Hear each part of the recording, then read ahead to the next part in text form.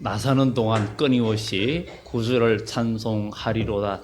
우리 찬양대가 찬양을 불렀는데 매일 즐거운 사람은 입에 노래가 그냥 저절로 흘러나옵니다. 우리가 주님 안에 있는 사람은 괴로움과 환난이 있어도 그 마음에 예수님이 주신 평강과 기쁨이 있어서 찬양이 나오고, 고난 중에도 또 즐거운 중에도 끊임없이 노래가 나오는 그런 그리스도인이 될 줄 믿습니다. 여러분들이 그런 역사가 있길 바랍니다. 지난 요 며칠 동안 동장군의 기세가 매우 기세가 센데, 그러나 봄은 오고 있고, 오늘 꽃꽂이엔 꽃을 보니까 봄 생각이 특히 났습니다. 이 꽃이 피는 것을 보면서 봄이 오는 것을 이 꽃꽂이를 통해서 또 느낌을 갖습니다.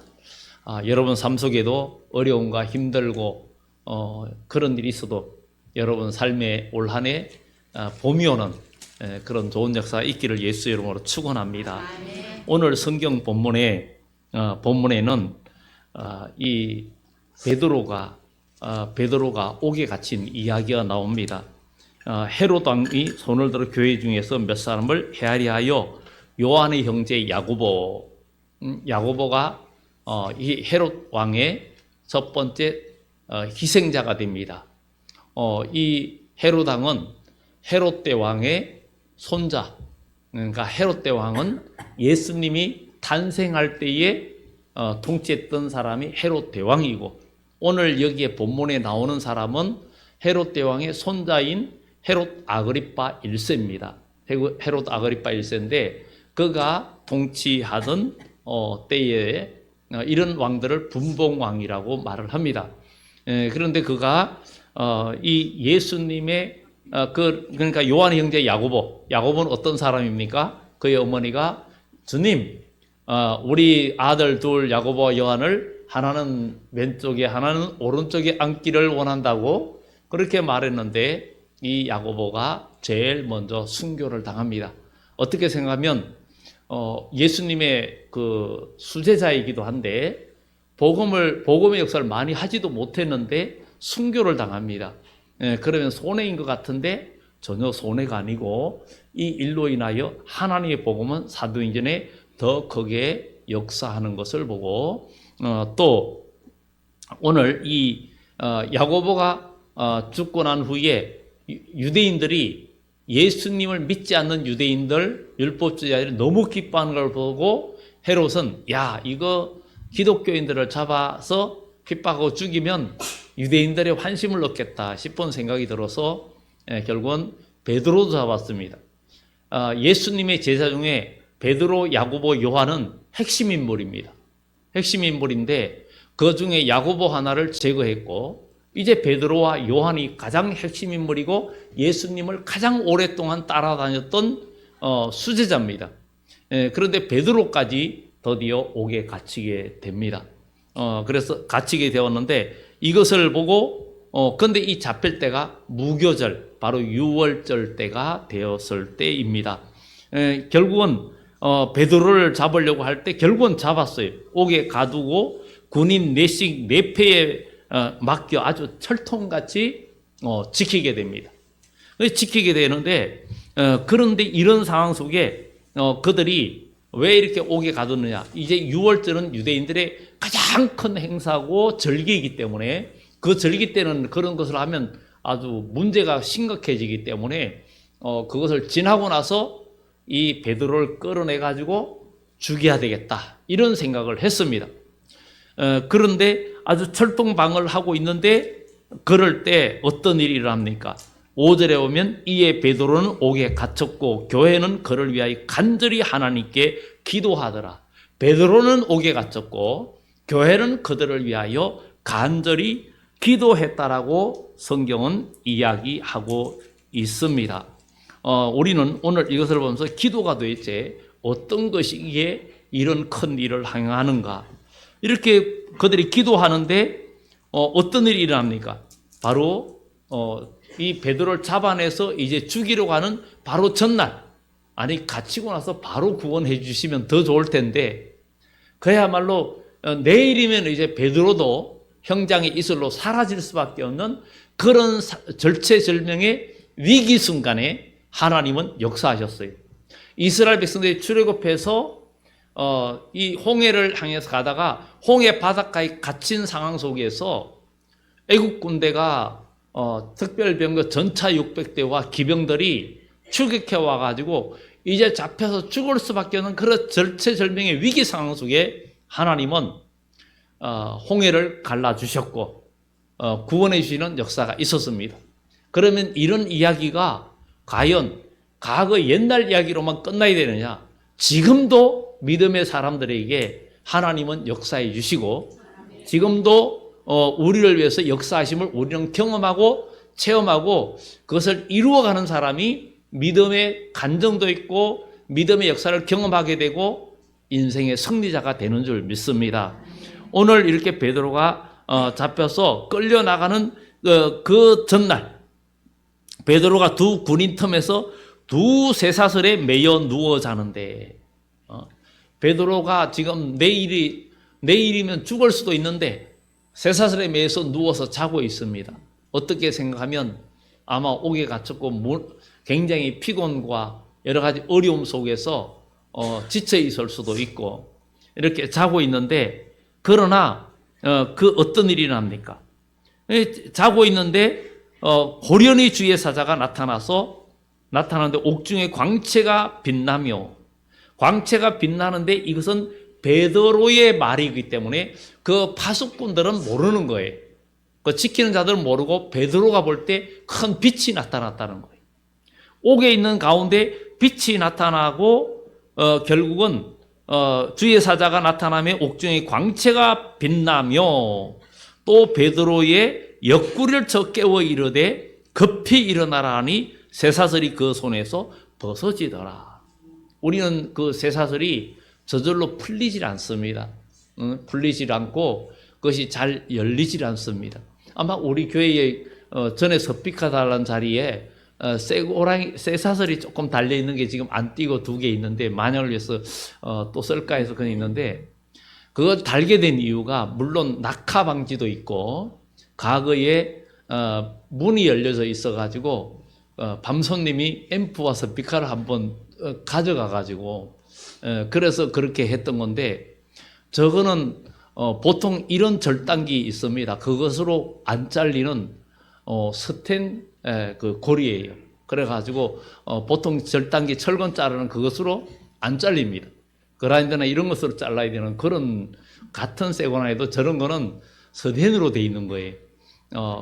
그런데 이렇게 이것은 사람의 입으로는 절대 뗄 수가 없습니다. 그런데 주의 영광이 나타나고 주의 천사가 나타나고 하나님의 영광의 빛이 임하니까 그 쇠사슬이 저절로 다 열리고 풀리는 일이 일어난 거예요. 할렐루야. 이런 일들이 여러분들의 삶 속에도 나타나야 될 줄 믿습니다. 그래서 벗어지는데 천사가 이르되 띠를 띠고 신을 신으라 하거늘 베드로가 그대로 띠를 띠고 신을 신으니까 잠잘 때는 보통 허리띠를 풀죠. 허리띠 있는 옷을 입고 잘 안 자죠. 그리고 신도 벗고 자죠. 그런데 천사는 허리띠를 띠고 신도 신으라. 이 신은 그대로 하니까 어떻게 합니까? 천사가 또 이르되 겉옷을 입고 따라오라. 옷도 입고 아주 챙길 거 다 챙기게 합니다. 그리고는 따라오라 그럽니다. 베드로가 나와서 따라갈새 천사가 하는 것이 생시인 줄 알지 못하고 환상을 보는가 하니라. 자기는 지금 꿈을 꾸는지 생시인지 꿈인지 생시인지 지금 모르고 있는 거예요. 그런 상황 속에서 저는 따라가는데 이에 첫째와 둘째 파수를 지나 시내로 통한 세문에 이르니 문이 저절로 열리는지라. 나와서 한 거리를 지나매 천사가 곧 떠나더라. 이렇게 베드로는 이 절대 나올 수 없는 그런 감옥에서 나오게 됩니다. 나오게 되는데 이 감옥은 인간의 힘으로 열 수 없는 그런 감옥인데 이 옥문이 열려지는 거예요. 열려지는 거예요. 왜 사람이 한번 들어가면 도저히 나올 수 없는 뭐 그런 책도 있죠. 몽테크리스토 백작인가? 그 감옥에 갇혀가지고 탈출하는 이야기도 있잖아요. 그런데 보면 한번 들어가면 나올 수도 없는 그런 그곳에서 옆에 굴에 있는 사람이 죽으니까 그 사람을 반대로 해가지고 탈출해서 복수하는 이야기가 나옵니다. 그런 이야기도 나오는데 이 감옥은 도저히 나올 수 없는데 하나님의 천사가 열어주었어요. 이런 이야기가 과연 과거 이야기로만 끝나야 되느냐? 오늘 우리에게도, 오늘 여러분에게도 이 일이 나타나야 될 줄 믿습니다. 하나님 말씀이 살아있다면, 하나님 말씀이 생명의 말씀이고 창조의 말씀이라면 지금도 유효하고 지금도 그대로 이루어지는 역사가 나타날 줄 믿습니다. 이렇게 그가 완전히 밖에까지 나왔습니다. 나와서 한 거리를 지나매 천사가 떠나니라. 천사가 떠났어요. 이에 베드로가 정신이 들어 이르되 내가 이제야 참으로 주께서 그의 천사를 보내어 나를 헤롯의 성과 유대 백성의 모든 기대에서 벗어나게 하신 줄 알겠노라. 이제야 알았다. 참 이것을 보면서 오늘 우리도 신앙생활하면서 이제야 알겠노라 이 이야기를 보면서 야곱 생각이 나는 거예요. 야곱이 형 에서의 낯을 피해서 에서가 자기를 죽이려고 했기 때문에 도망을 갑니다. 혈렬단신으로 멀리 하란으로 도망가는데 광야에서 돌베개 베고 잡니다. 그런데 꿈에, 환상 중에 꿈에 하늘이 열리고 사닥다리가 세워지는 거예요. 그리고 그 주의 천사가 오르락내락하고 또 보니까 하나님께서 그에게 나타나서 야곱을 부릅니다. 그리고 그에게 약속을 하고 축복을 합니다. 내가 너와 함께 하겠다. 네가 반드시 이리로 오게 하겠다. 왜냐하면 믿음의 복을 받고 축복을 받은 야곱에게 하나님은 나타나신 거예요. 오늘도 우리는 믿음의 사람, 하나님의 말씀을 받은 여러분들이 하나님의 말씀과 하나님의 뜻을 위해서 가는 발걸음에 주의 사자는 여러분들에게 나타나서 여러분들을 만나주시고 인도해주시는 역사가 나타날 줄 믿습니다. 이런 일을 우리가 경험해야 되지 않겠습니까? 그냥 종교 생활만 해서는 안 되겠죠. 우리 삶 속에 하나님께서 나를 도와주시고 인도하심을 우리가 경험해야 된다는 거죠. 그래서 이 야곱이 일어나서 그러죠. 여호와께서 과연 여기 계시거늘 내가 알지 못했다. 하나님께서 이 광야에 돌베개 베고 자는 이 자리에도 계신 것을 내가 알지 못했다는 거예요. 여러분들이 오늘 이 교회뿐만 아니라 여러분들이 세상에 나가서 사는 직장이나 어느 곳에 있든지 하나님은 온 우주 가운데 계시는, 온 우주 만물 가운데 편재하신 하나님, 어디에나 계신 하나님. 하나님은 정말 온 우주 가운데 계시기 때문에 하나님의 시선과 하나님의 눈길을 피할 곳은 전혀 없습니다. 우리는 우리의 눈으로 보는 곳, 우리가 느끼는 것만 미리 알 수 있고 뭔가 감지할 수 있지만 우리 하나님은 온 우주 만물 구석구석 또 온 인류의 모든 80억이나 되는 모든 인간들의 마음 속속들이 하나도 빠짐없이 다 알고 계시는 하나님. 그런 하나님이시기에 오늘 여기 계셔서 예배드리는 여러분들의 마음과 중심까지도 하나님은 다 헤아리고 여러분의 마음을 살피시고 계십니다. 병원에 가면 모든 검사, 엑스레이나 아니면 CT나 또 MRI나 MRA나 이런 걸 통해서 사람의 몸을 들여다보고 병을 찾아내는데 우리 하나님은 모든 것을 보시고 하나님 말씀과 성령은 우리의 영혼과 모든 죄와 어두움, 사망에 이르게 하는 모든 죄를 다 찾아낼 수 있는 것이 하나님의 말씀이에요. 이것을 통해서 오늘 여러분들은 의원 되시고 천하의 최고의 명이 되시고 우리에게 영생하도록 만들어주시는 그 주님의 명이 되신 예수님을 만나서 여러분의 인생이 회복되고 치료되는 축복이 있기를 예수 이름으로 축원합니다. 이 베드로도 하나님이 과연 자기를 천사를 보내서 이곳으로 나를 이끌어 주신 것, 그의 천사를 보내서 나를 헤롯의 손과 유대 백성의 모든 기대에서 벗어나게 하신 줄 알겠노라. 이것을 보면서 오늘 여기 계신 여러분들도 여러분의 인생 속에서 어려움과 고난과 환난이 있어도 모든 어려움과 그 고난과 모든 것에서 벗어나는 그런 축복이 있기를 예수 이름으로 축원합니다. 오늘 여기에 베드로가 이렇게 기적적으로 벗어난 것을 보면서 오늘 여러분의 삶 속에도 사실 살다 보면 여러분 마음에 여러분이 해결할 수 없는 그런 감옥과 같은 여러분을 옥죄는 것이 있을 수 있어요. 어떤 사람은 물질의 어려움 때문에 계속 거기에서 벗어나지 못해서 어려움을 겪는 사람도 있고, 어떤 사람은 지병으로 인하여 그 병 때문에 어려움에서 계속 고난받으면서 벗어나지 못하는 그런 사람도 있을 것이고, 아니면 인간관계 속에서 여러 가지 어려움들이 있는 거예요. 그래서 여러분들에게 육체의 감옥, 어떤 사람은 또 도박이 그의 감옥이 돼가지고 거기서 벗어나지 못하고, 어떤 사람은 또 게임의 중독에 빠져가지고 그 게임의 사슬에서 도저히 못 벗어나는 거예요.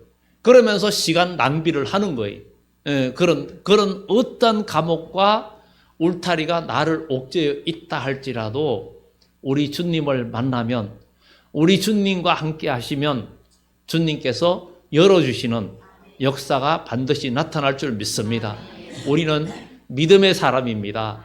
우리는 종교인이 아니라 하나님 아버지, 독생자 예수 그리스도, 나를 구원하신 주님을 믿는 그리스도인입니다. 그렇기 때문에 우리는 주 안에서 참된 구원의 역사를 경험하는 우리 모두가 되어져야 될 줄 믿습니다. 분명히 기도는 기적을 이룬다는 것을 우리는 성경을 보는데, 이 사도행전 5장 19절에도 베드로가 옥에 갇혔었어요. 옥에 갇혔는데 주의 천사가 나타나서 결국은 그를 옥문을 열어주시고, 너는 나가서 복음을 전하라, 이 생명의 말씀을 전하라고 열어주셨어요.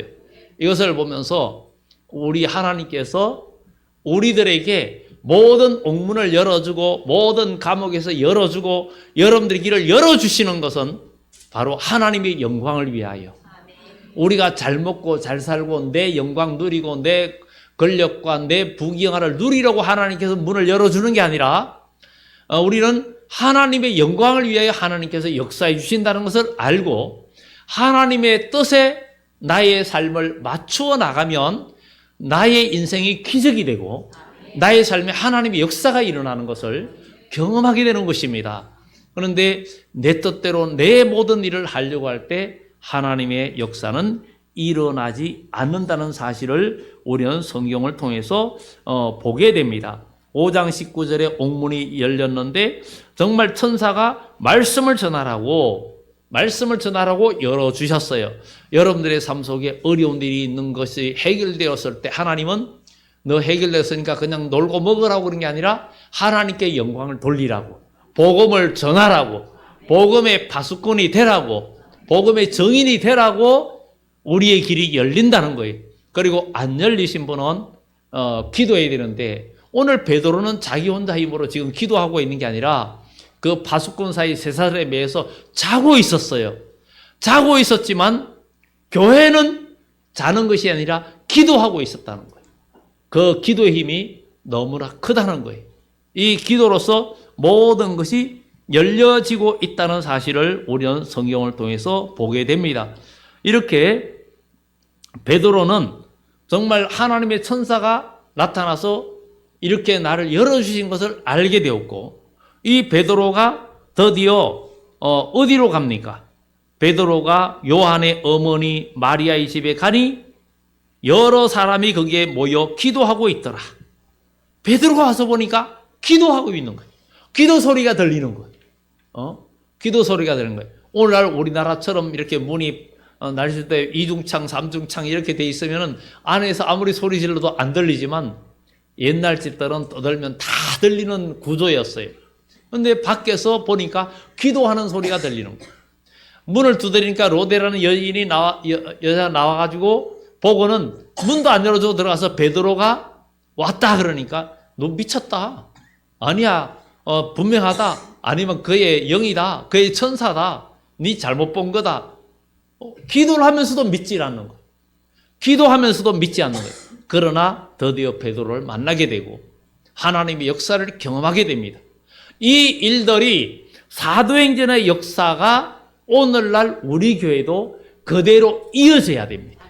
이어지고 얼마든지 이어질 수 있고 나타날 수 있다는 것을 우리는 기억해야 됩니다. 오늘 여기에 베드로가 옥에 갇혔다가 감옥에서 나왔는데 하나님은 우리 인생이 어떤 감옥과 어려움에 있어도 하나님은 우리를 열어주신다는 것을 우리는 기억을 해야 될 줄 믿습니다. 우리는 복음을 위하는 기도는 반드시 열림의 역사가 나타난다는 것을 우린 기억하고, 여러분 삶 속에 고난이 있고 어려움이 있고 또 다 어려움 보면은 힘들다 어렵다 여러분의 힘으로 어찌할 수 없는 그런 일들이 많이 있습니다. 그런데 기도의 응답은 어떨 때 하나님 나를 완전히 죽여질 때, 내가 나를 포기할 때 하나님 역사는 일어나죠. 어떤 수도원의 한 수도사가 정말 하나님의 인도하심을 받기 위해서 기도하면서 10여 년의 세월을 보내는데 아무리 해도 뭔가 응답도 없고 되지 않는 거예요.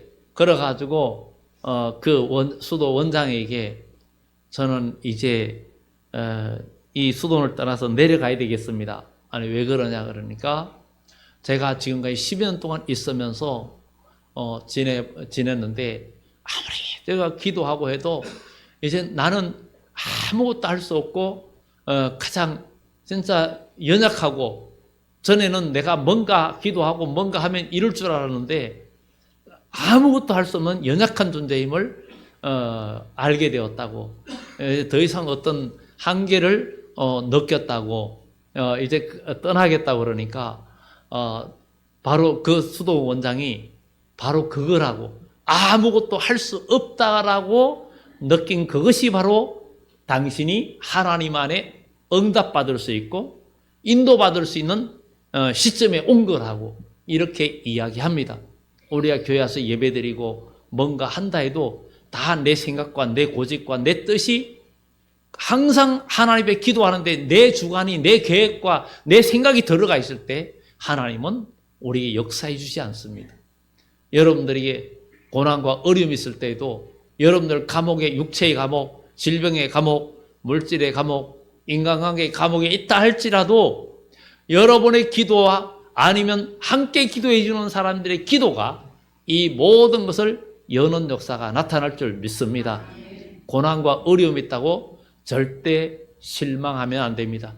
여러분들에게 큰 마음에 또 여러분 삶에 가장 마음을 괴롭히는 그 무엇이 있다 해도, 약점이 있다 해도 그것은 약점이 될 수 없고 도리어 그것이 강점이 될 수 있고, 바울도 자기 약한 것 때문에 강해지는, 육체의 가시 때문에 강해지는 역사가 있었습니다. 영국에 어떤 집에 한 아들이 있었는데 그는 선천성 결핵 때문에 관절염, 이런 무릎이 어릴 때부터 무릎에 결핵성 관절염이 있어가지고 잘 걷질 못하고 계단도 부축을 받아야 되는 그런 아이였습니다. 그러다 보니까 이 공부하는 것도 어렵고 이런 상황이었는데 정말 많이 낙심하고 있었는데 그의 아버지가 그에게 위로를 해 주었어요. 애야, 이 고난과 아픔이 너를 스타로 만들 거다. 거기에 아픔이, 고난이, 이 상처가 별이 될 거다. 이런 얘기를 했어요. 이 상처가 별이 된다. 그 얘기가 그의 마음에 용기를 준 거예요. 우리 주님은 스타잖아요. 요한계시록에도 하나님을 경외하는 자에게 새벽별을 주리라. 예수님은 빛난 별이잖아요. 그런데 이 아이가 그때부터 용기를 얻어가지고 열심히 공부를 하는 거예요. 열심히 공부를 하고 열심히 노력을 하는 거예요. 그래서 꿈을 가지고 기도하고 나가는 거예요.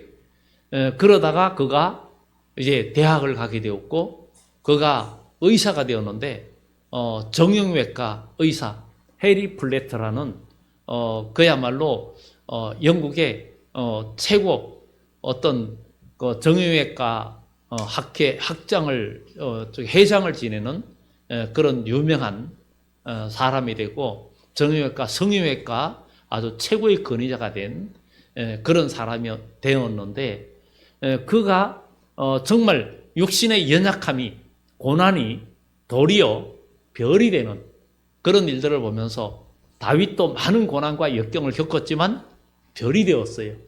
요셉도 고난과 역경이 있었지만 그 마음속에 하나님을 향한 꿈이 있었어요. 소망이 있었어요.